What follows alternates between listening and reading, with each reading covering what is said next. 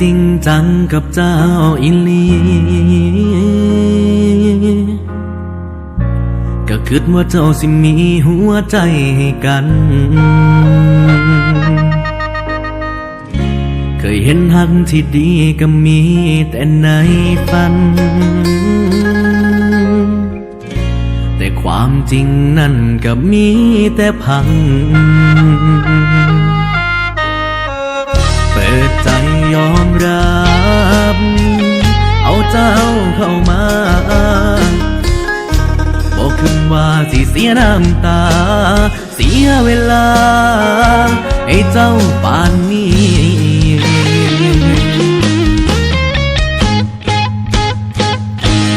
ไปละเด้อใส่ใจแล้วบ่มี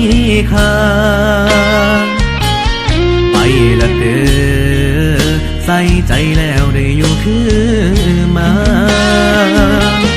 ไปละเด้อหากเจ้านั้นบ่เห็นค่าไปละเด้อเรื่องน้ำตาเกินไปเปิดใจจริงจังกับเจ้าอิลีก็หวังว่าเจ้าสิมีหัวใจให้กันได้หักได้คบก็เป็นแค่ฝันสุดท้ายนั้นก็มีแต่พังเปิดใจยอมรับเอาเจ้าเข้ามาบอกขึ้นว่าสิเสียน้ำตาเสียเวลาให้เจ้าป่านนี้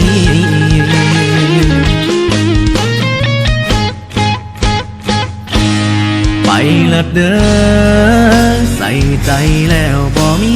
ค่าไปละเด้อใส่ใจแล้วได้อยู่คือมาไปละเด้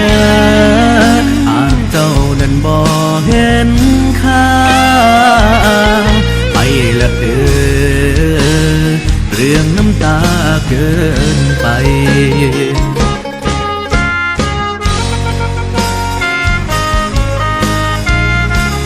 อีหล่าเอ้ย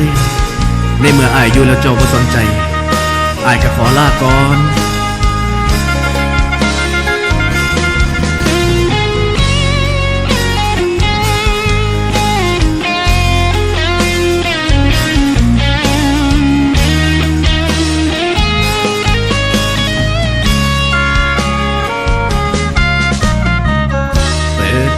ยอมรับ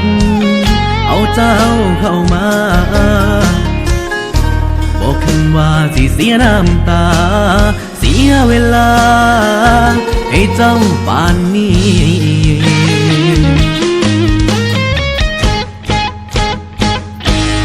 ไปละเด้อ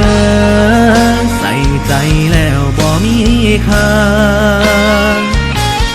ไปละเด้อใส่ใจแล้วได้อยู่คือมาไปละเด้อหากเจ้านั้นบ่เห็นค่าไปละเด้อเรื่องน้ำตาเกินไปไปละเด้อเรื่องน้ำตาเกินไป